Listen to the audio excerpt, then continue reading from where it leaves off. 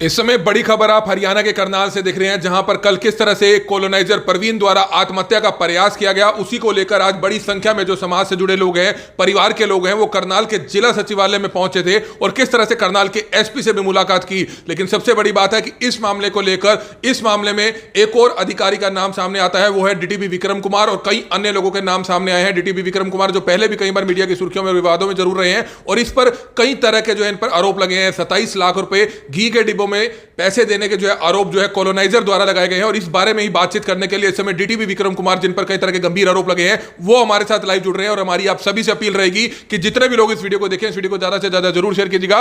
Sir, क्या कुछ बताना चाहेंगे? कई तरह के गंभीर आरोप आपके ऊपर लगे हैं। आपको पता चला होगा कि किस तरह से कॉलोनाइजर परवीन है, जिनकी कॉलोनी शायद आपने तोड़ी होगी, तरावड़ी में कॉलोनी थी, उन्होंने आप पर कई तरह के गंभीर आरोप लगाए हैं, रिश्वतखोरी के आरोप लगाए हैं, टॉर्चर के आरोप लगाए हैं, हरासमेंट के आरोप लगाए हैं। तो इस पर क्या कुछ आप कहना चाहेंगे? जहाँ तक टॉर्चर की बात है, मैं तो पिछले कम से कम 7-8 महीनों से तो उनसे मिला ही नहीं, वो मेरे ऑफिस भी नहीं आए कभी। 7-8 महीनों की बात कर रहा हूँ। जो ये परवीन है, इनकी 3 कॉलोनियाँ हैं। मैं डिटेल से आपको बताना चाहूँगा कि एक जो इनकी कॉलोनी है वो पड़ती है काचवा में, वो हमारे कंट्रोल एरिया, अर्बन एरिया से बाहर की है, तो उसमें हमारी कोई जुडिक्शन नहीं है, ना कोई नोटिस आता, ना कोई डेमोलिशन होती। वो उनकी कॉलोनी जैसी की है वैसी की वैसी है। दूसरी जो इनकी कॉलोनी है वो है गोगड़ीपुर में। तो गोगड़ीपुर वाली जब कॉलोनी को हमने नोटिस दिया और ये हमारे पास पहुँचे, वहाँ पे एक मकान बन रहा था, डीपीसी लेवल पे था। तो इन्होंने आके वहाँ पे क्या किया कि हनुमान जी की एक मूर्ति रख दी और आके कहा मेरे ऑफिस में, इन्होंने मेरे को कहा जी ये तो मंदिर है, मंदिर को प्लीज़ ना तोड़ें आप। तो हमने इनको समझाया कि मंदिर की वजह से अब पूरी कॉलोनी टूटेगी आपकी, आप क्योंकि पीछे तो बना ही लोगे मंदिर का नाम देके, तो आपको बचने का एक ही तरीका है कि आप उसमें खेती करिए। अगर एग्रीकल्चर लैंड है तो हमें कोई प्रॉब्लम नहीं है, और हम ये आपसे वादा करते हैं कि अगर आप उसमें खुद खेती करोगे तो जो आपकी एक डीपीसी भरी हुई है मंदिर के नाम पे, वो नहीं तोड़ेंगे। वो आज तक नहीं तोड़ी हमने। ये 2 साल से उसमें खेती कर रहे हैं, मैं 2 साल से उनमें खेती करवा रहा हूँ, ये खेती कर भी रहे हैं। अब रहेगी बात तीसरी कॉलोनी की, ये जो अपनी तरावड़ी के अंदर है। तरावड़ी वाली कॉलोनी है, उसको हमने पूरा ड्यू जो प्रोसेस होता है हमारा, शोकोज नोटिस, रेस्टोरेशन वगैरह, वो कंप्लीट करने के बाद हमने 18/11/2020 को तोड़ी है। अब चल रहा है मार्च 2021, 6 महीने बाद ये उठ के आए हैं और कह रहे हैं कि जी डीटीपी ने ये किया, डीटीपी ने वो किया। ये इनका कोई आपसी झगड़ा है। बाकी मैंने भी देखा मीडिया में कि 5 लोगों के नाम लिखे हुए थे, तो ये इनका कोई आपसी झगड़ा है, कोई प्रॉपर्टी का या कोई रजिस्ट्री का, जैसा भी है, इसके अंदर डीटीपी के नाम को लपेटा गया है। डीटीपी साहब, एक बात करें तो कोई आत्महत्या करने से पहले, इस तरह का प्रयास करने से पहले, जहर खाने से पहले क्यों झूठ बोलेगा? इतना गंभीर आरोप उन्होंने लगाए आपके ऊपर कि घी के डिब्बों में जो है बंद करके आपका घर तक वह जानता है कि आप सेक्टर में रहते हैं, चबूतरे वाला मकान है, घी के डिब्बे आपके घर से रिकवर हो जाएंगे। तो इतने गंभीर आरोप लगा रहा है, तो इन आरोपों के पीछे कुछ तो सच्चाई होगी, कुछ तो वजह होगी कि वो आपके घर तक आया हुआ है, आपके घर के बारे में जानता है। इस बारे में क्या कहना चाहेंगे? जो घर के बारे में जानता है वो मैं आपको क्लियर कर दूं, इनको सिखाया गया है, बताया गया है, पर जिसने भी सिखाया बताया वो थोड़ा सा चूक कर गया। अब आप जैसे कह रहे हो कि वो आपके घर तक आया है, उसको आपके घर का एड्रेस पता है, वो सेक्टर 7 में बता रहा है, आप सुन लीजिए वीडियो। मैं तो सेक्टर 7 में रहता नहीं, फिर वो जिस जगह पे मेरा घर बताता है वहाँ भी मैं नहीं रहता। वो मेरे को कह रहे कि प्राइवेट घर में, तो मैं प्राइवेट घर में भी नहीं रहता। इनको एक्चुअली में मेरे घर का एड्रेस ही नहीं पता। जब एड्रेस ही नहीं पता तो कैसे दे के जाएंगे भाई? ये सबसे बड़ी बात तो यही है। अब बाकी मैं मीडिया में दूसरे इंटरव्यू दे रहे थे तो किसी ने मेरे से ये सवाल पूछा नहीं, तो वो मेरे माइंड से भी स्किप हो गया। अब मुझे आपने पूछा है तो मेरे को याद है, उसको तो मेरा एड्रेस ही नहीं पता। सर, लेकिन सबसे बड़ी बात है कि जहर खाया उन्होंने। उस समय परिवार के लोग जो है काफ़ी ज़्यादा आहत है, क्योंकि जिसके घर का सदस्य जहर खाता है और जिंदगी और मौत की लड़ाई लड़ रहा है, तो उस परिवार पर क्या बीती होगी। और कई तरह के गंभीर आरोप आपके ऊपर भी लगाए हैं, और अन्य कोई फॉरेस्ट के अधिकारी हैं और 2 और अन्य शायद प्रॉपर्टी का काम करने वाले लोग हैं, वर्मा जी हैं और राणा जी हैं। उनके क्यों नाम आया सामने? वो कौन लोग हैं, आप जानते हैं उनको? नहीं, मैं बिल्कुल किसी को नहीं जानता। मैंने पहले मीडिया में बताया कि 4 लोग और हैं, चारों को मैंने कभी ज़िंदगी में देखा नहीं, उन्होंने भी मुझे नहीं देखा होगा। नाम सुना होगा, अगर मेरा सुना है तो मैंने तो उनका नाम भी नहीं सुना। मैं तो फर्स्ट टाइम कल जब रात को 10 बजे मैंने वीडियो देखी तब मैंने उनका नाम सुना। उनका मेरे से या मेरा उनसे कोई लेना देना नहीं है। जो भी झगड़ा है इनका आपसी झगड़ा है। तो सर, ऐसी रंजिश आपसे क्या हुई कि वो आप ही के नाम पे जो है जहर खा रहा है और आपके नाम पर इस तरह के कई गंभीर आरोप लगा रहा है? क्या वजह रही होगी? नहीं, मेरे नाम पे जहर नहीं खा रहा। जहर तो जो अगर खाया है तो उन लोगों के नाम पे खाया है। मेरा नाम तो बाद में किसी ने डलवाया है, इंक्लूड करवाया मेरा नाम। तो कि भी इसको भी ले लो साथ में, इसने भी कॉलोनी तोड़ी है।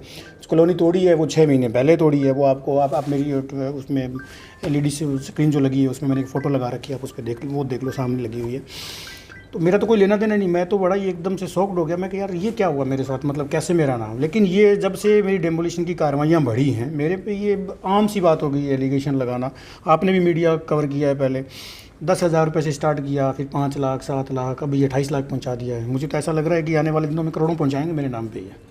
लेकिन सर सबसे बड़ी बात है कि अभी करनाल के एसपी गंगाराम पुनिया से भी हमारी बातचीत हुई है। हालांकि जो अभी उनकी हालत है वो अभी इस लेवल पे नहीं है कि वो बयान दे पाए, लिखित में बयान नहीं दिए गए हैं। तो निश्चित तौर पर लिखित में बयान जब देंगे आपके खिलाफ भी जो है बयान देंगे और कई अन्य लोगों के खिलाफ बयान देंगे तो उनके खिलाफ कई गंभीर धाराओं के तहत मामला दर्ज होगा। क्योंकि कोई भी शख्स जब आत्महत्या करता है या आत्महत्या का प्रयास करता है तो कई गंभीर धाराओं के तहत मामला दर्ज होगा। तो उस पर क्या कुछ आप कहना चाहेंगे? प्रशासन का कोऑपरेट करेंगे? अगर आप बिल्कुल आप कह रहे हैं कि मैं दूध का धुला हूं, मैंने कभी पैसा नहीं लिया, लेकिन इतने गंभीर आरोप वो लगा रहे हैं, तो इस पर क्या कहना चाहेंगे?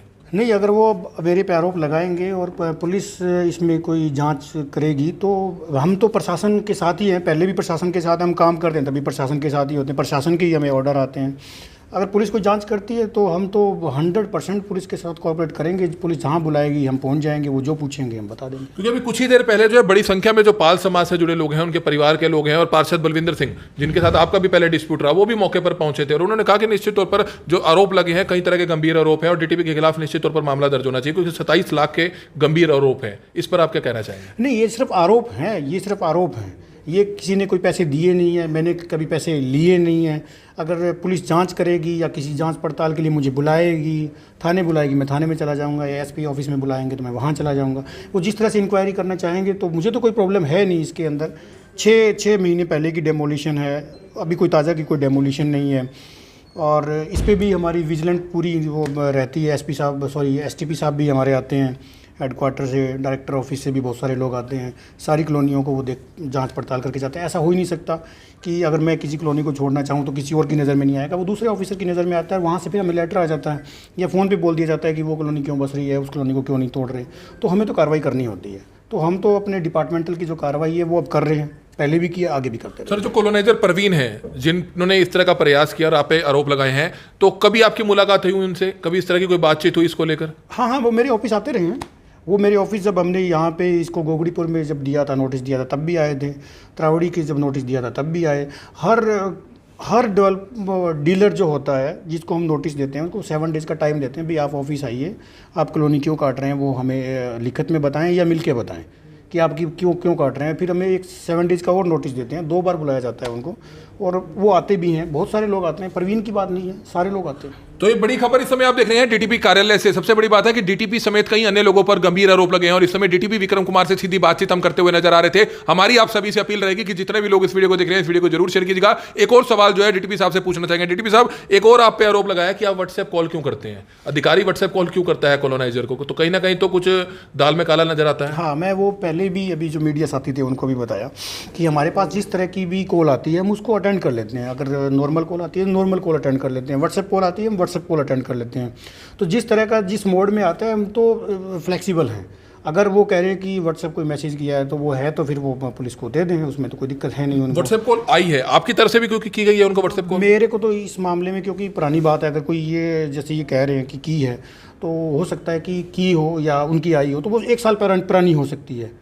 तो पुराने ही आरोप लगाए हैं कि आपने जब उस समय कॉलोनी तोड़ने के लिए और ना तोड़ने के लिए पैसे लिए थे। मैं वही कह रहा हूँ कि मेरे को इसमें बिल्कुल याद नहीं है कि उनकी कॉल मेरे को कभी आई या मैंने कभी की।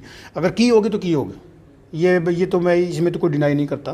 अगर उनके पास कोई रिकॉर्ड है, अगर मैंने की है तो की होगी। ऐसा होता है ना कि जैसे कि उन्होंने मेरे को कॉल किया या 4 कॉल कर ली मेरे को और मैं बात नहीं कर पा रहा, यहाँ मेरा फ़ोन रखा हुआ है या कोई सामने बैठा है या मैं डीसी ऑफिस में हूँ, तो फिर हम कर्टसी कॉल सभी को वापस करते हैं। जैसे अगर आपका भी कॉल आता है, नॉर्मल कॉल होती है तो नॉर्मल कॉल बैक कॉल कर देते हैं, अगर वैसे होती है तो वैसे व्हाट्सएप कॉल होती है व्हाट्सएप कॉल बैक कर देते हैं।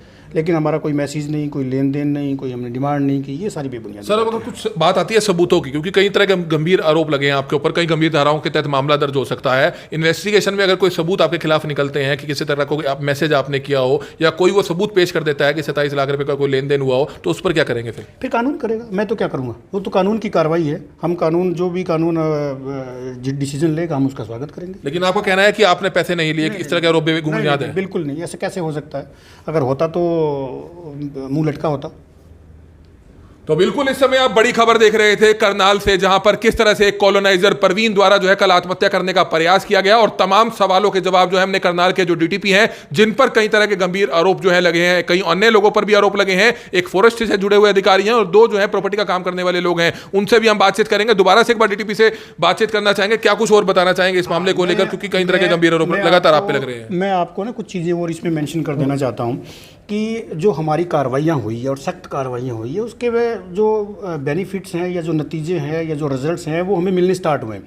मैं एग्जांपल के तौर पे आज एक डाटा इकट्ठा किया है कि 2010 से लेकर 2020 तक कितने CLU हमने ढाबों को दिए। मैं ओनली ढाबों की बात कर रहा हूँ क्योंकि मैंने ढाबे भी बहुत तोड़े पहले, एक दिन 14 तोड़े, एक दिन 10 तोड़े। बड़े लोगों परेशान हुए कि DTP उसका नहीं तोड़ा, मेरा तोड़ दिया, उसका क्यों छोड़ दिया, उसकी सेटिंग है, ये है वो है। लेकिन जब 14 और 10 24 ढाबे टूटे तो सब लोगों को समझ में आ गया कि CLU लेना पड़ेगा आपको। तो 2010 से लेके 2019 मार्च तक सिर्फ 12 CLU मिले हैं ढाबों को, और 2019 मार्च से लेके 2020 दिसंबर तक 15। आप फ़र्क देखिए कि 8 से ज़्यादा 8.5 सालों में तो मिले 12 और आपको 2 साल से कम टाइम में मिले हैं 15 डिपार्टमेंट को। तो ये दर्शाता है अगर आप काम करोगे और पूरे एक्शन के साथ करोगे तो आप किसी न किसी नतीजे पे पहुंचोगे। यही हमारा आज की कॉलोनियों पे भी हो रहा है। कॉलोनियाँ जहाँ पे हमने जो पूरा का पूरा शिकंजा इस टाइम कसा हुआ है, मुझे नहीं लगता कि कोई अब इसके बाद कोई कॉलोनी आएगी, और अगर आती है तो पूरी फोर्स के साथ उस पर एक्शन लिया जाएगा। उसको FIR भी करवाएंगे, उस पर डेमोलिशन भी होएगी। रजिस्ट्री तो हम किसी कीमत पे होने ही नहीं देंगे। जैसे जैसे अभी ये रजिस्ट्रियों पे रोक जो लगी है ना, इसका बहुत बड़ा फ़र्क पड़ा है। सारी कॉलोनियाँ जहाँ खड़ी है वहीं खड़ी हैं। कॉलोनाइज़र आते हैं, हाथ जोड़ते हैं कि जी बस ये कट गई, इसके बाद कभी नहीं काटेंगे। आपने उनका भी सुना होगा, वो परवीन भी कल कह रहे थे कि इसके बाद कभी नहीं काटूँगा। तो वो इन कार्रवाइयों का ही नतीजा है। तो जो हम कार्रवाइयाँ कर रहे हैं वो जारी रहेगी। लेकिन परवीन ने एक और भी बात कही कि DTP साहब को 27 लाख रुपए दिए हैं और कॉलोनी में उन्होंने कहा कि वे आगे से नहीं काटेंगे, लेकिन कहीं ना कहीं उनको इस चीज़ का भी मलाल है कि उन्होंने पैसे दिए हैं। हालांकि आपने आरोपों से बेबुनियाद किया, आपने कहा कि इस तरह के कोई पैसे आपने नहीं दिए हैं, लेकिन आरोप कई तरह के गंभीर आरोप आपके ऊपर लगे हैं। नहीं, आरोप तो मेरे पे जब मैं कार्रवाई करता हूँ, अभी मैं थोड़ी देर के बाद, हालांकि मेरे को स्वेलिंग है लेकिन मैं डेमोलिशन पे फिर जा रहा हूँ, तो हो सकता है कि शाम तक आपको एक एलिगेशन और मिल जाए। जो जहाँ कार्रवाई होगी वहाँ डेमोलिशन, जहाँ डेमोलिशन होगी कार्रवाई होगी, वहाँ पे मेरे पे आरोप प्रति आरोप होते रहेंगे। अगर मैं रूम में बैठा रहता हूँ यहाँ पे, कोई डेमोलिशन नहीं करता, मैं 2 दिन में पाक साफ हो जाऊँगा, ईमानदार हो जाऊँगा, कोई दिक्कत ही नहीं आएगी। लेकिन काम करूँगा तो ये चीज़ मुझे झेलनी पड़ेगी। लेकिन ये भी है कि जब तक मैं यहाँ हूँ मैं कॉलोनी नहीं कटने दूँगा। तो ये बड़ी खबर इस समय आप देख रहे थे कि किस तरह से कॉलोनाइजर परवीन द्वारा जो आत्महत्या का प्रयास किया गया, उस मामले को लेकर करनाल के DTP विक्रम सिंह से जो हमने बातचीत की, विक्रम कुमार से हमने बातचीत की। हमारी आप सभी से अपील है कि जितने भी लोग इस वीडियो को देख रहे हैं, इस वीडियो को ज्यादा से ज्यादा जरूर शेयर कीजिएगा। उन्होंने साफ कर दिया कि उन्होंने किसी तरह के कोई पैसे नहीं लिए हैं, लेकिन अगर कोई भी सबूत जो है परवीन कुमार अगर पेश कर देते हैं तो वह पुलिस प्रशासन की कार्रवाई को जो है, इन्वेस्टिगेशन को जो है ज्वाइन करेंगे। हमारी आप सभी से अपील है कि जितने भी लोग इस वीडियो को देख रहे हैं, इस वीडियो को जरूर शेयर कीजिएगा। DTP विक्रम कुमार से कॉलोनाइजर परवीन के द्वारा आत्महत्या का प्रयास जो किया गया उस बारे में हम बातचीत कर रहे थे, और हमारी आप सभी से अपील, जितने भी लोग इस वीडियो को देखें, इस वीडियो को जरूर शेयर करें। Kamal media, Karnal breaking news, Karnal.